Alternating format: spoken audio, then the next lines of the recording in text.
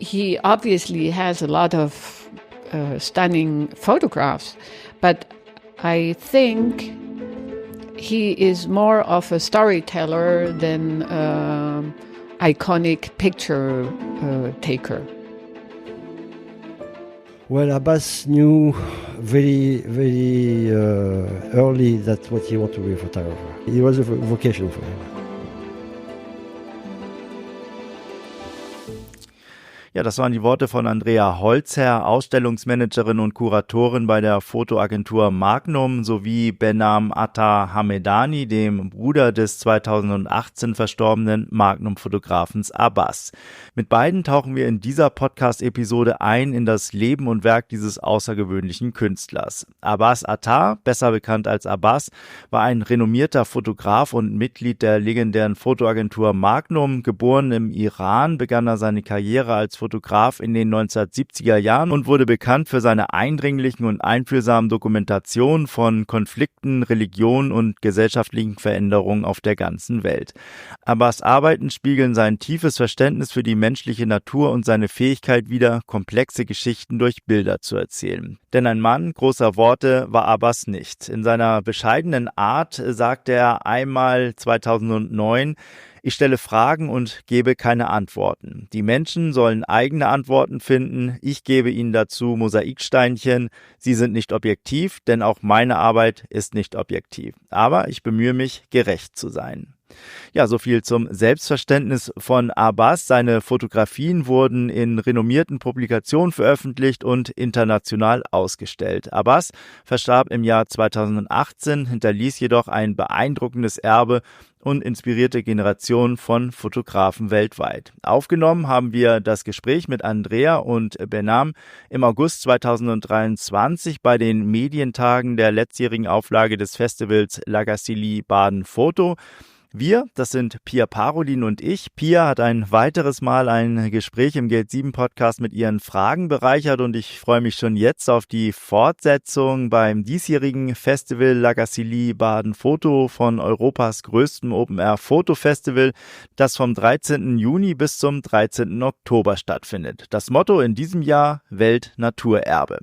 Ja, ein Termin, den du dir auf jeden Fall schon einmal im Kalender markieren solltest. Ja, ich zehre auf jeden Fall immer noch sehr, sehr lange von den ereignisreichen Tagen in Baden mit vielen Begegnungen und Gesprächen. Dass bis heute Aufnahmen vom vergangenen Jahr im Archiv schlummern, ist der beste Beweis dafür.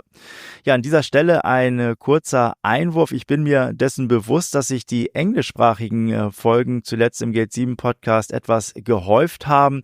Ich bin mir dessen bewusst und weiß auch, dass es nicht allen leicht fällt, den englischsprachigen Folgen zu folgen. Ich werde im Laufe des Jahres ein extra Feed für die englischsprachigen Folgen erstellen, um dann beides sauber trennen zu können, Englisch und Deutsch.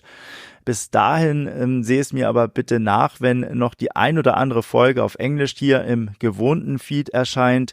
Es wird in den kommenden Wochen aber wieder überwiegend Folgen auf Deutsch geben. Das verspreche ich dir. Ja, und wenn du mal live bei Zoom bei den Aufnahmen für den Geld 7 Podcast dabei sein und den Gästen am Ende deine Fragen stellen möchtest, dann komm in unser Projekt Abenteuer Reportagefotografie, das ich gemeinsam mit Thomas Jones mache. Dort hast du aber nicht nur die Möglichkeit, noch näher an den Geld 7 Podcast heranzurücken, sondern auch in vielen anderen Formaten wie Videos, Webinaren, Aufgaben und Feedbackrunden sowie einem exklusiven Podcast ganz tief mit Thomas und mir in die Welt des visuellen Geschichtenerzählens einzutauchen. Apropos exklusiver Podcast, darin sprechen Thomas und ich in der Serie Lernen von den Meisterinnen regelmäßig auch über legendäre Fotografen und Fotografinnen und geben dir Tipps, was du von ihnen für deine eigene Fotografie lernen kannst. In den bisherigen Folgen haben wir uns unter anderem mit William Eggleston, Joel Meyerowitz, Robert Frank, Nan Goldin oder William Klein beschäftigt. Eine Folge über Abbas wird in Kürze ebenfalls ganz sicher folgen. Was dich sonst noch alles konkret in diesem interaktiven Projekt Abenteuer Reportage Fotografie erwartet, das, wenn du so willst, so etwas wie der verlängerte Arm von Gate 7 ist, in den die Themen des Podcasts vertieft und praxisnah aufbereitet werden. Das alles kannst du dir in Ruhe anschauen auf der Webseite unter www.abenteuer-reportagefotografie.de. fotografens.de. Falls du von dem Projekt schon einmal gehört hast und dir die Seite vielleicht auch schon mal angeschaut hast, aber trotzdem noch offene Fragen hast, dann melde dich jederzeit gerne direkt bei uns per Mail an mail@abenteuer-reportagefotografie.de.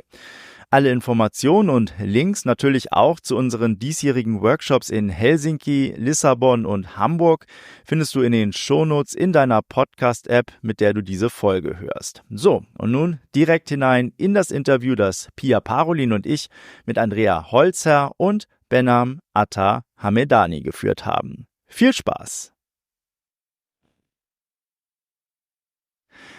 Okay, then let's get started. Thank you very much, Andrea and Behnam, for taking the time for this interview here in Baden. We have a very interesting topic to talk about. It's on the one side, the exhibition of Abbas, your brother, Behnam, and you're from Magnum, Andrea. You also involved with this exhibition, and you have lots of information. You knew Abbas personally, so it's going to be very interesting to talk about this wonderful photographer with you both, and later on, of course, a little bit about Magnum itself, which is a fascinating agency, a legendary agency of photos. So, lots of interesting topics to talk about. We have Pia Parolin as well alongside here, so it's a premiere for us to do this interview together. I'm very happy that you are here with me, Pia. So let's get started. Well, thank you for inviting me to be part of this, and I'm very happy to share this interview with these wonderful people who have so many interesting things to say. I know already because we did some talking yesterday while walking, but you will find out during the interview, I guess. Yeah. So yesterday we walked here in the park and saw all the exhibitions here, and also the exhibition of Abbas. Maybe we start with you, Andrea. What is this, or how did this exhibition or the selection of the images that are exhibited here in the park come about? So that's actually the question that you should ask Behnam, because he and the foundation, Abbas Foundation, they curated the exhibition together for La Gacilly. And maybe I'm handing over. Okay. Well, Cyril Drouet, which is the director of La Gacilly, contacted me last year that he wanted to make an exhibition here in La Gacilly because the theme was the Orient. So I said, okay, I have to talk to Abbas' wife. I forgot her name. Melissa, sorry. So three of us, we decided to work together and choose the pictures. But it was really fun because we agree most of the time for the pictures. So we put all the pictures. We had some prints. Each one has selected some pictures. We put the prints on the table, and then we discuss and decided to do this exhibit. Yeah. Yesterday, when you were asked to say a few words before the exhibition, you kept it very short, and I think this was also your brother's nature and character. I found this one quote. He said that with his pictures, he doesn't want to give answers; he wants to ask questions. Exactly. Can you elaborate a little bit on that? What it tells about your brother? That was his opinion. He said that if you have to talk about the picture, then explain the picture, that means it's not a good picture. So, and since yesterday, there was a long walk and I thought the people were tired and things like that. So I make it short. Yeah. And I prefer that people look at the pictures and then have their own opinion. Yeah. But you, of course, him being your brother, you had lots of opportunities to talk with him, to sit down with him, and you know him more. Unfortunately, not that much because he's always traveling.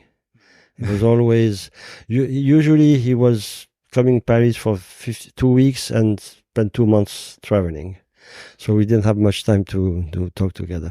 When we were younger, we are 4 brothers, and at one time we were living all together.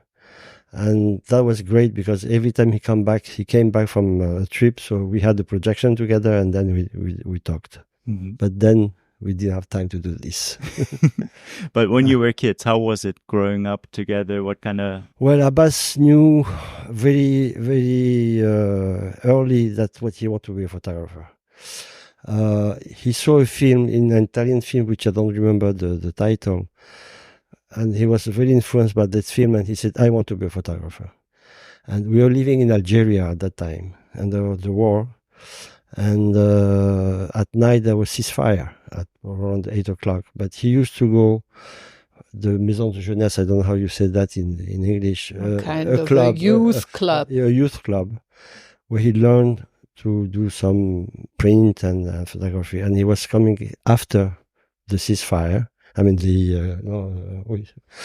and of course my mother was couldn't sleep until he came home. But that he knew very, very, it was a vocation for him. He always said that he was born a photographer. That was his saying. He wasn't born a gender, woman or a man. He was born photographer. Mm-hmm, mm-hmm. I always find it fascinating with photographers, or with many photographers. It's just that it's not so much the camera; it's just the medium to tell stories. But there's an urge to communicate something with the world, and for some, the camera and still pictures happen to be the medium to communicate it. How was it with Abbas? Was it the same, that it was just a need to tell something? Well, he was covering the revolution in Iran. Every time the army was pointing a weapon in front of him, and he used to say, I'm working for history. And then people let him go. Mm-hmm. So he worked for history. Mm-hmm. You've been working with Magnum for more than 2 decades, I think, Andrea, is that right? Yeah, 20 years. 20 years, mm-hmm. and you got to know Abbas personally as well. What kind of, encounters do you remember with him, or conversations, or when you crossed with him? Is there anything? I think he was in the committee that actually hired me at Magnum, because you don't get just hired, or in those days at least, you didn't just get hired. You also had to pass the photographers. So I had a meeting with the director of Magnum, the kind of business person. But then also I had a meeting with some photographers, and I think that Abbas was there. And so 20 years ago, he was still pretty active. And as Behnam said, he wasn't there very often. Photographers would leave and for long stretches of time, then come back, edit the work, hand over the material, and then leave again. So there wasn't much time for, hanging out together, doing this or that. So, and, it still is like that for the active photographers, right? And even when editorial photography started, to thin out, Abbas was pretty busy because he had his own projects he was working on. And when I joined Magnum in 2003, he was already pretty much in the middle of it. He investigated religion and faith. He started with Islam, but then he also switched to look at Judaism and Christianity, and then even further down the line, Hinduism, Buddhism. But he started actually with Islam and stick very much to the monotheistic religions. And he was interested in in the political aspect of religion. First, he depicted obviously also faith, but what he actually was interested in was the political motive within each religion, and he always was. I think I'm not lying when I'm saying this. A political or a person interested in politics. Okay. He knew that was the motor of the I would say the subjects he was photographing, because one of his main subjects was crisis, war, and all the social impact, or let's say the impact that it has on societies. And so he realized when after the Iran revolution that actually politics and religion, they're very much linked, and they more or less follow the same agenda if wanted. Yeah, just after the revolution in Iran, when he understood that Islam is taking power, so he thought to himself that will be through the world, will come the rays of Islam. So that's why he started to work on that, and then he followed it up. And he also was interested to know what's faith and what moves all these millions of people to the faith and how they live their faith. Yeah, I always wonder what it does to the family if someone leaves to do this job and brings himself in danger and is active in this way. So you as a brother or your mother or others, were you more like just proud, or were you worried, or what was it during the time and also now, today? Well, the beginning of the beginning of his work as a photographer, he was also doing some war. And he was in Vietnam, he was in Biafra, of course, the parents were always worried about. And then when he was older and he got kids, his kids were also, and he had two twins, sons, and they told him that please stop doing some war. And he said, okay, of course, but he continued to do it for a while. But then when he was working on the religion, there was no danger anymore, not real danger. Although he was in Iraq, he was captured. He was for some time. He was on hostage for a few days, I think. But no one knew about it. We knew it. He was quite secret. He didn't say what's happening. Once it was finished, then he would say, yes, I was hostage. And, he left all this testimony of history, like was his idea, and I think this is such an amazing achievement. It must make also the children very proud. All in all, I mean, do they also pursue this? No, he's the only photographer of the family.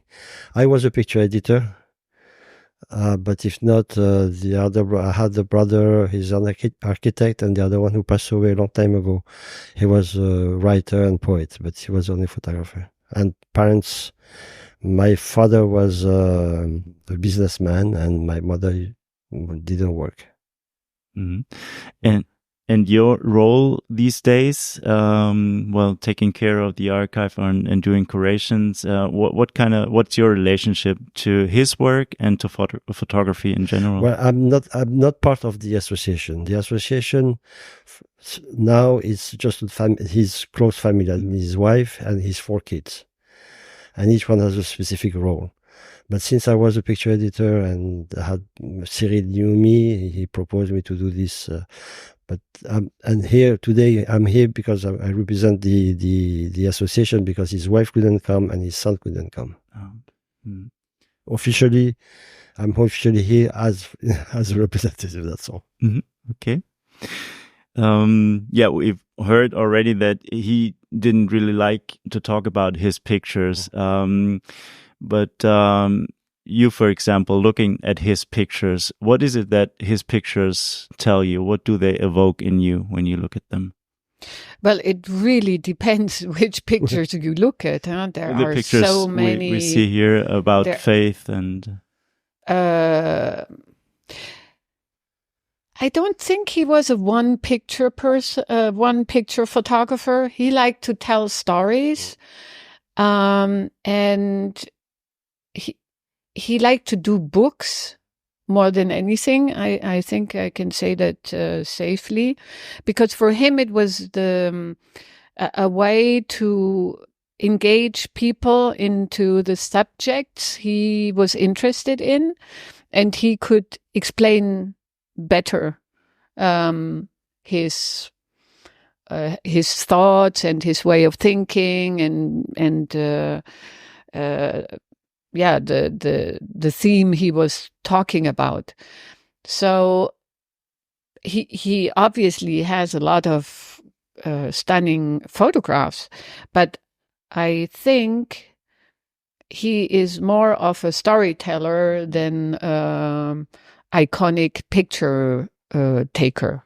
Mm-hmm. Exactly. Mm-hmm. So it's not like when you think of him, there's not this single image that comes to mind as, for example, with Steve McCurry, the Afghan girl. No. There's so many pictures. I mean, 50 years of work. Yeah. There's so many pictures. There's not one picture. As she said, it's a storyteller. I would be interested in maybe one of his series. Maybe is there one that really stands out for you, that touches you personally, and that you could describe? Because this is a podcast where people don't see the pictures, so maybe you can just describe it with there's words. So many pictures. For example, right now I'm thinking of there's a picture in the Mecca, which is an exhibit where people are praying, and we see the steam, and it look like there's some angels are getting off the thing, and it had also a lot of humor. For example, that picture that we can see where you see a veil, a car which is with a veil, and a woman passing through with a veil, and that's kind of picture like this. There's also Bokassa as a king, as an emperor, passing through a toilet. So there was a few funny things like this also that he. And you, Andrea, do you have a personal favorite, just emotionally speaking? He in his book about Islam, he starts with very spiritual images of people praying, people sitting, meditating, or you can see there's they are trying to make a connection with a higher power, and the book starts in a very spiritual and soft way, and then it goes crescendo into mass hysteria, which sometimes even gets violent. And for me, that is Abbas. The telling of the story in a suite of images. Mm-hmm. Mm-hmm. There's one more picture that which is iconic also. It's in Iran. There's this mullah inside the car, dressed as a mullah with a rifle, and tells everything about this so-called revolution. And he made a book, and there was a cover of a book. It's called the Confiscated Revolution. Mm-hmm. With photography, it's that the pictures are taken in a specific moment, but with the passing of time, they still remain relevant, and so even if they were taken many years ago, today still they can tell us something, especially like working on a subject like religion and faith, which is well, for thousands of years people have been involved with that, and still today in this world it's the reason for many conflicts, and on a personal level, it gives people hope and a reason to live. But then when it becomes utilized politically, it can also create a lot of conflict. Is that something that is also a reason why his Abbas' work or legacy is still so relevant today, even though many of the pictures were taken decades ago? He was documenting, so he both sides, and as she said, there was the religious side and the fanatism side of the religion, and the violence that occurs afterwards. I think what's interesting with his project on religions, because in the end it became much more than just a documentation on Islam, is that he didn't have a boss for that documentary. He wasn't working on someone else's agenda. He had his own. He could travel to wherever it was he wanted to travel to. It was really his last, I would say, personal project, and it wasn't commissioned by any media. So he had the freedom and the space to work the way he liked to work and to do what he wanted. And obviously we, Magnum, would sell the pictures to the media, but afterwards. And this is also one of the things that Magnum does. We try to help the photographers to pursue their own projects. And obviously, Abbas worked for newspaper and media commissions or assignments, but he also had his own agenda, and he did his own stuff. And this is maybe a little bit, how can I say, in the DNA of Magnum, that we try to help the photographers with their personal projects. Mm-hmm. Yeah, talking about Magnum, Andrea, how did you end up in this agency? How did your relationship with Magnum start 20 years ago? Before working for Magnum, I worked for the Maison Européenne de la Photographie. And I already met some of the Magnum photographers there because we did exhibitions of their work. Raymond Depardon, Martin Franck, Henri Cartier-Bresson. And then Agnès Sion contacted me and said they're looking for someone in the cultural department who is a German speaker. And so I went there and I presented myself, and I ended up there eventually. And now it feels a little bit like I have a life sentence for Magnum. It's interesting that you say that they were looking for a German speaker. So what was that reason? What role does German photography play in this context? I don't think it was for the German-speaking photographers because they all spoke very well or still speak very well English. I think it was more for the German market. And, we all always think that people speak English, but it's not true. They speak French. Yeah. So, yes, I think it was more for the German market. And they had someone before I joined who also was a German speaker. Her name was Tina Keck. I have a question related to photography as a follow-up to Abbas. Do you think there is, times are changing, photography is changing, and do you think that it's still possible that people do kind of a work as Abbas has done, or have the times changed so much that such a work is not possible anymore in a similar way? I mean, in a similar way, it's not possible anyway, because he's a specific person with a specific view, but the way of working, and as you said, this freedom of traveling, this freedom of going where he thought it would make sense to him. So do you think someone can take up his footsteps and take it further?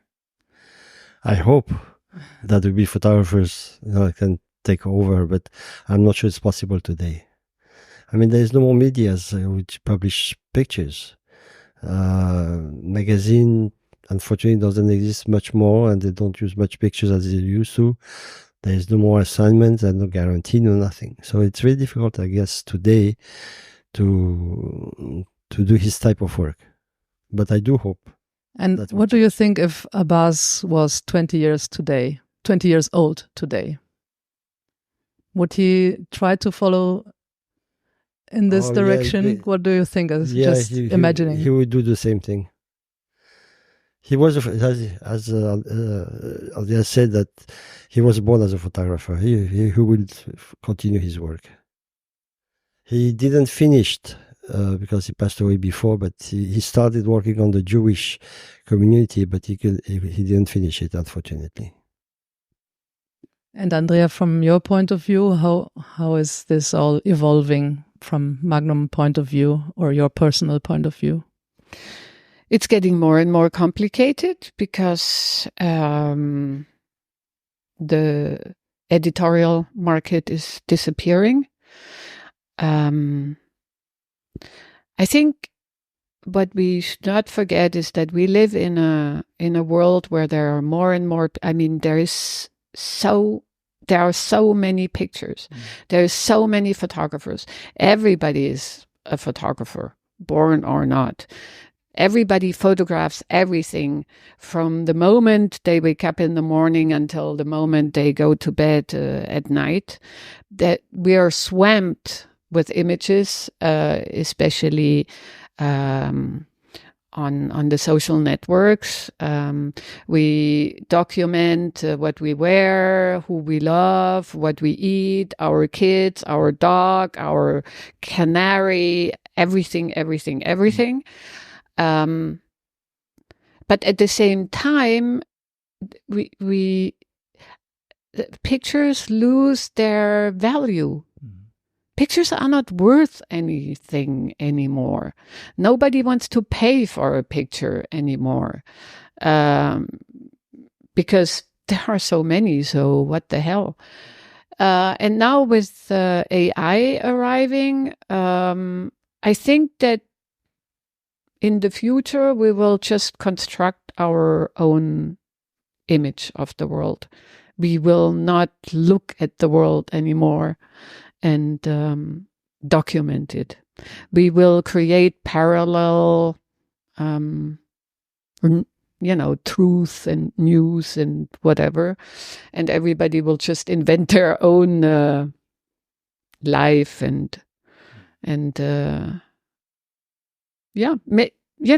I hope not, but I can actually see it coming.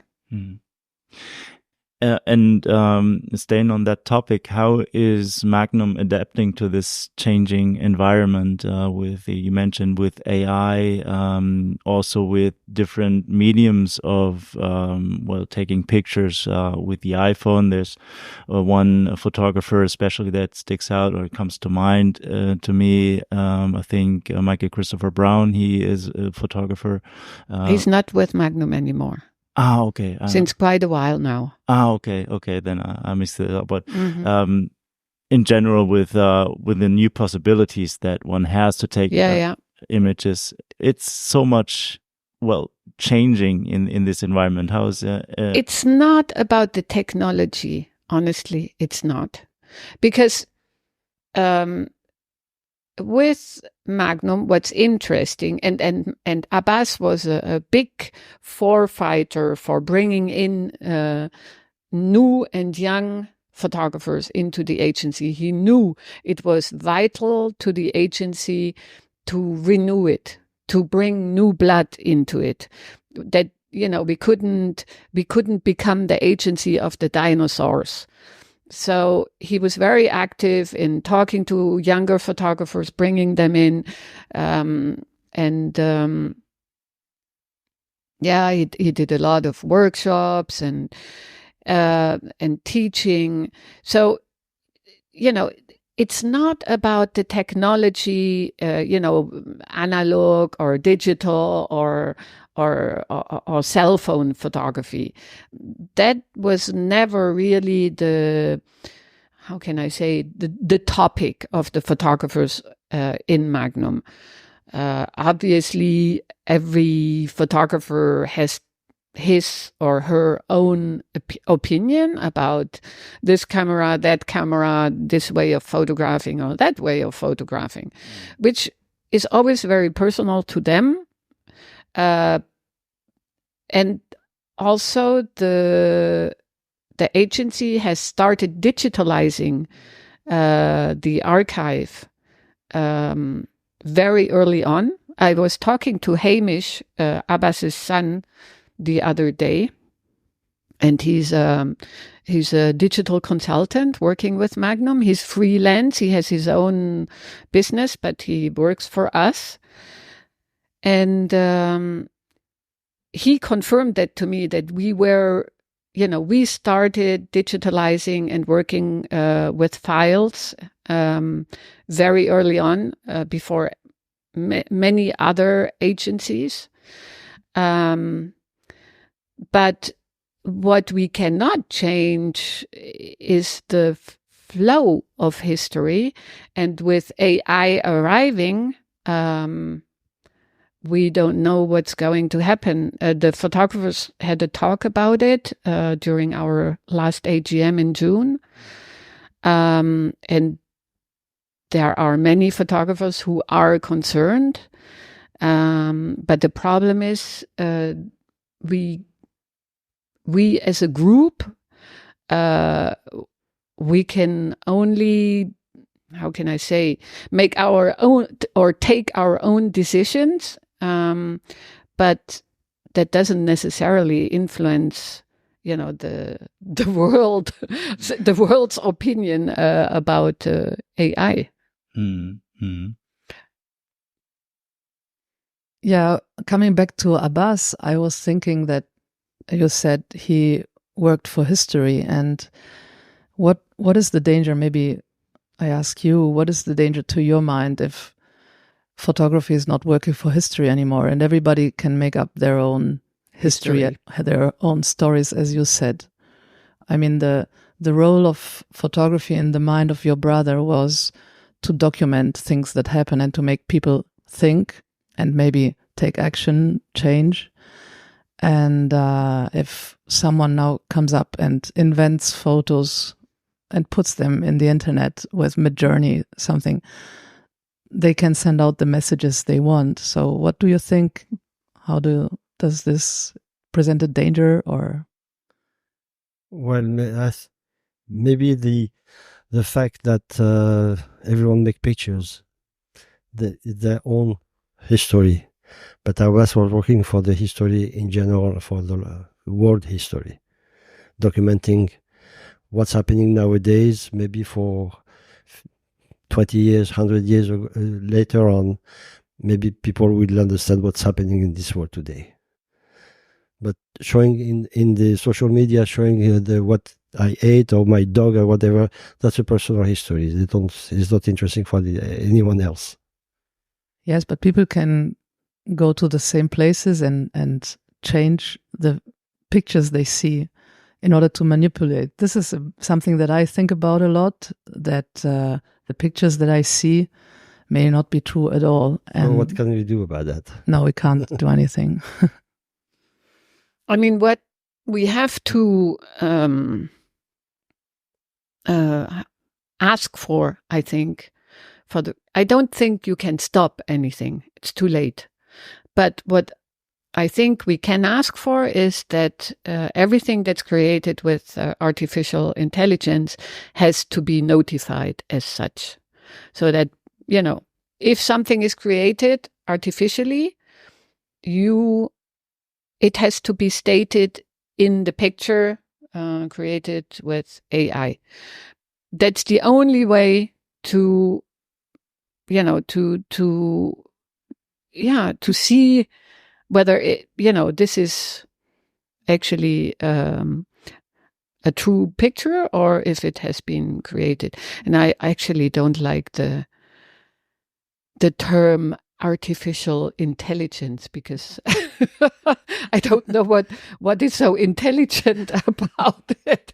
I understand the artificial part, but not the intelligent part, because it is actually not intelligent. It does what we tell the machine to do. So I don't know where the intelligence is in that thing. It makes probability calculations, so that's supposed to be intelligent. Anyhow, just joking.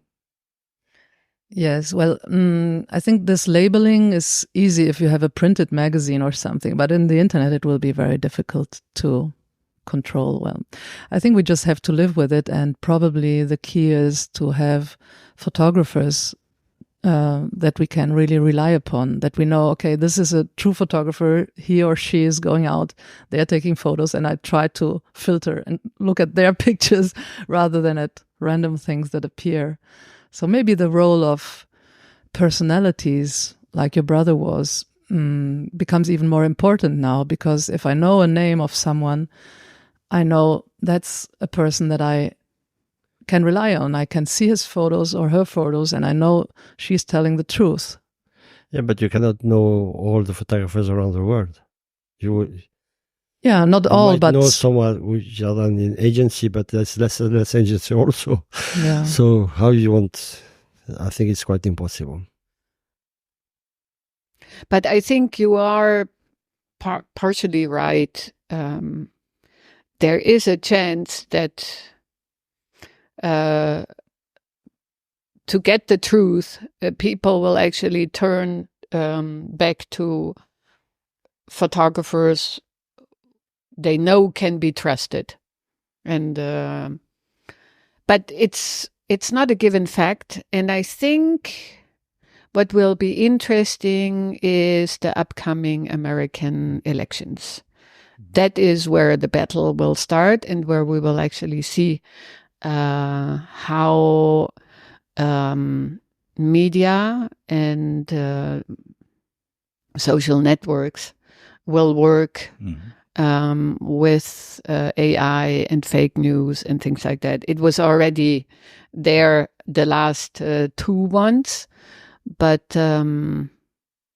this time I think it will be even worse, and it will become a fierce battle of lies. Mm-hmm. Yeah, it's going to be very interesting to see how that all plays out now. And well, for me, it happens on many levels. All these this topic with AI on the level of the photographer using the tools that are available, on the agency side, representing photographers, getting the pictures out. On the side of the media outlets, how they deal with it, what kind of checks and balances they have in place to make sure that, it's declared this is with AI or this is another image, and also the consumer side, which I think is very important to be educated when we look at images, to don't take everything for face value, but also to question ourselves and not to, just, run into a trap or assuming something is real when it's not, or something. There's also a responsibility, I think, on that side. Yeah. I mean, I already said it at the beginning of the interview. Abbas didn't really believe in the one image. Mm-hmm. He was a storyteller. And why? It's because you contextualize. Right. And he could better contextualize with a series and a suite of images than with just one image. Mm-hmm. Because one image you can have it say this or that. But if you tell a story with several images, you actually get a better you get the context better. I would like to speak a bit more about him as a photographer, also from a technical part. I'm not very interested in techniques in photography at all, but I know that some photographers, they use a special technique as their artistic expression. So was that the case for Abbas, or did he just was it really secondary to him with what material he worked, or what kind of camera he used, or what kind of technique he employed? I wouldn't know that. No, I don't think so. No, he saw in black and white. I said if I want to take pictures in color, I have to talk to my mind that I have to see in color. If not, he would see everything in black and white. But no technique, I don't think he was worried about this. He was worried about make a good picture and a good story. And did he ever take pictures at your personal events, like family meetings, gatherings? He was a grandfather and a great-grandfather, so he started to take pictures of his family. Yeah. I don't know if he saw a film. There was a film made. Just before, he never saw it finished because he passed away before. It's called Abbas by Abbas. I don't know if you saw the film, but there's a part at he divided the film in 10 different chapters, and the last chapter was about his family. And would you never take color photos of his? Yeah, of course he did. Ah, okay. Yeah. But he has to switch his mind to make it color. Yeah. So.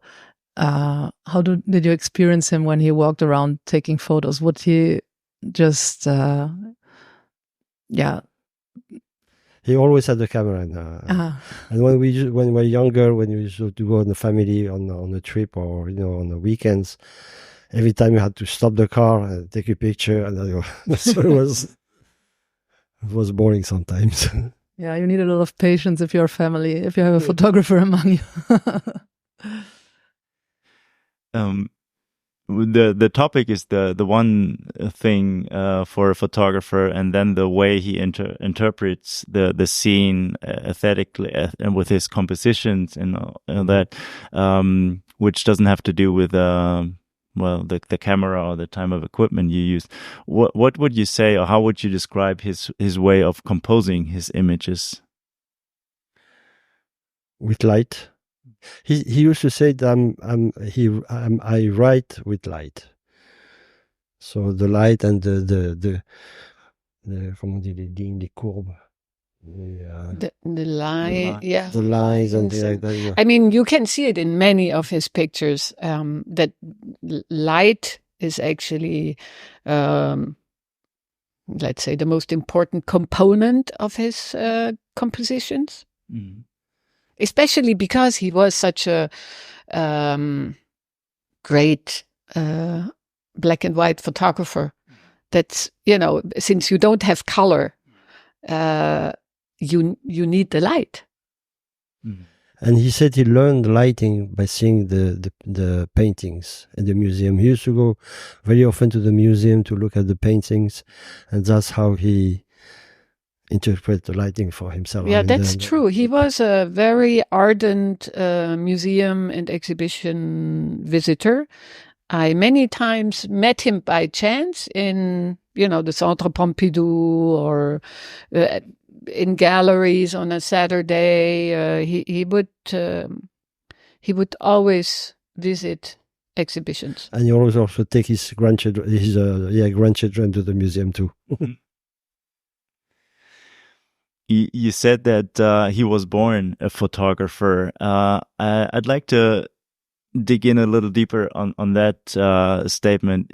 Could you expand a little bit on that? What exactly does that mean, or how did it manifest itself, or what was it that made him? My parents, we are all born. We were born in Iran, and in 1952.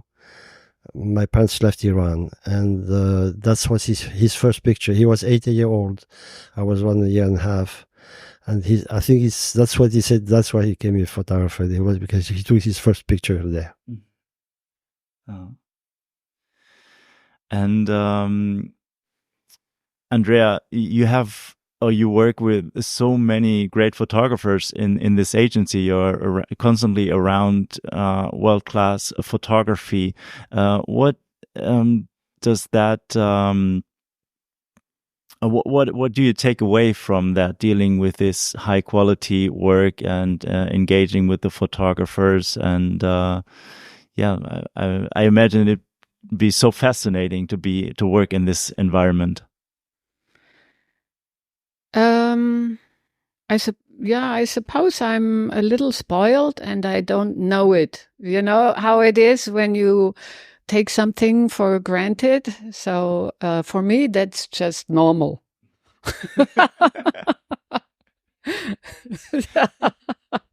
But as you know, the Olymp is not always the easiest place. I have to deal with lots of gods, and I think I leave it at that. Okay, yeah.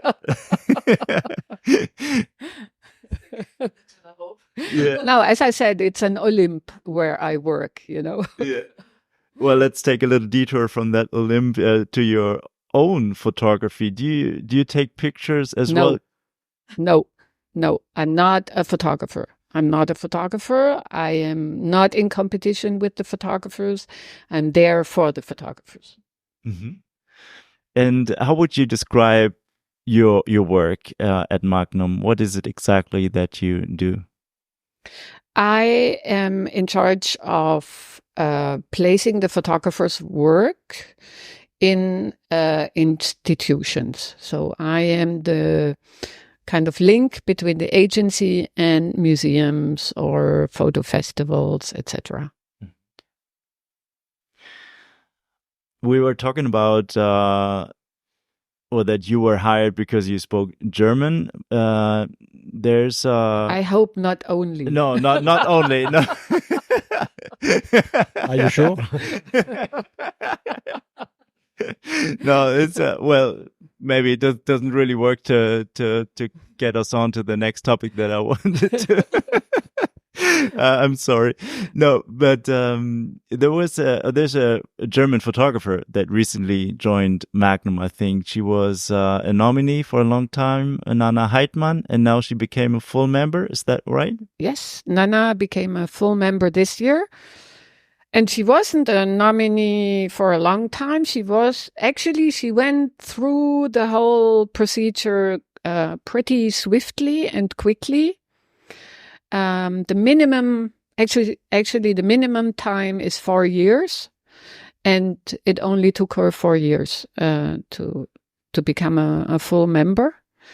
But she's not the only German. No? There's Thomas Dvorak, there's Thomas Höpker. So, but she definitely is a very interesting young photographer. Mm-hmm.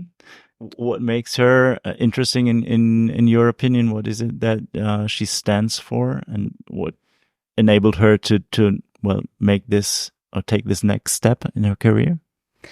I think she is quite crucial in the way that she's very independent, and she also is our Russian correspondent, because she has a double nationality. She's half Russian and half German. So she is actually the only photographer we have now that can photograph or is able to photograph in Russia and can actually document the Russia-Ukraine war from the Donbass side. And she's a very courageous person. Yeah. We talked about how difficult it is these days to be a photojournalist and all the challenges that are out there. In your eyes, what does it take these days to be a successful photojournalist and a relevant photographer? I mean, today, most photographers go into art. There are no photographers like the early Magnum photographers who didn't go to art schools. Most of the photographers nowadays, they pursue a career. They start with studies, and then they follow up with exhibitions in festivals, later on museums. They have their galleries, etc. I think what is probably an important thing that we do for the photographers, and that is also one of the reasons why I am interested in photography, is photography has always been many things. It's not just one thing. And that's, for me, the fascinating part of photography. It can be a document, a historical one, a scientific one. It can be publicity, it can be art, it can be journalism, etc. So there is something to photography that not many creative forms have. And I think if you want to be successful in photography today, you have to be able to walk the line and do everything, not just one, not be the specialist in one thing or the other, but really be the one that can do a little bit of everything. You can be a good photographer and a relevant photographer. The problem is how you can show your work. That's the problem today. There's not much media, unless social medias, but that don't pay. They have to also to eat and have a place to stay. So to make money out of photography is getting very, very difficult. Yeah, I think from an idealistic point of view, the best that a photographer can do is to have this iconic photo or photo series where you don't need words at all. But my impression is that more and more it becomes important for a photographer to be established as an artist, to be able to bring over this intellectual discourse, this artistic concepts together with his photography. So I sometimes see really beautiful photos or interesting photos, and then the artist is not really able to express what he or she means around it.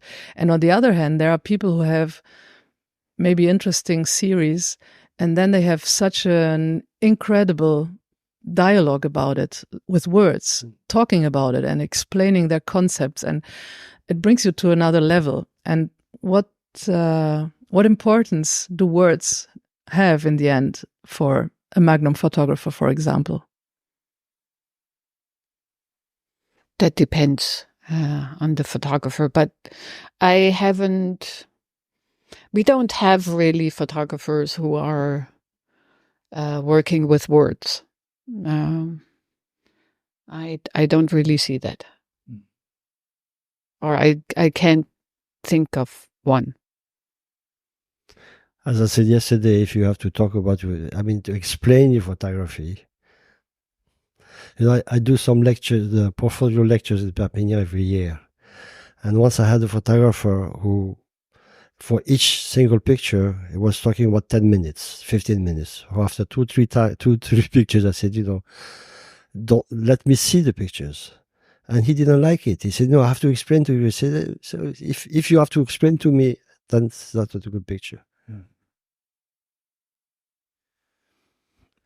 Well, maybe to end this conversation, I'd like to ask you for your outlook on photography, projecting into the future. What kind of relevance do you see for the still image in the future when it's, well, you mentioned so much competition out there, so many images created every day by getting easier and easier to take pictures, to publish your pictures on the internet. And and it's so fast, our media world, our media consumption. How do you see the future of the still image? Unfortunately, I don't have a crystal ball in which I can look and predict the future of photography. I can only say that our photographers are out there, they're working, they're bringing back pictures, and as long as this is happening, there is a future. And all the rest, I have absolutely no idea. Thank you very much. Thank you. Do you have any thoughts on the future of photography? I don't have a crystal ball either. No crystal balls here. We're not going to solve this riddle. But I do hope that there will be a future for photography. Well, thank you very much for taking the time. It's been really, great talking to you, getting your thoughts on photography, talking about Abbas, wonderful photographer. And thank you very much, Pia, for your taking part in this interview as well. Thank you very much. It was wonderful to meet you here. And I also want to thank Lois Lammerhuber, who invited us and who did all this, set up this festival here in Baden, which gave us the opportunity to speak over several days, which is just wonderful. We are a bunch of people, about 150, I guess. And in this context, it's really easy to speak to people and meet again and walk and look at photos and exchange. So this is a wonderful way of bringing people together, of making us all networking together. And thank you very much also to being open to speak about everything. This is something that I really appreciate. Yeah, and maybe this event is also a sign of hope that there is a future for photography. Thank you. Thank you. Ja, das war das Interview mit Andrea Holzherr und Behnam Attar-Hamedani über den legendären Magnum-Fotografen Abbas, aufgenommen im Rahmen der Medientage des letztjährigen Fotofestivals La Gacilly Baden Foto. Weitere Interviews von diesem Festival, die wir dort aufgenommen haben, findest du im Archiv des Gate 7 Podcasts. Vielen Dank fürs Zuhören und auf bald. Dein Kai.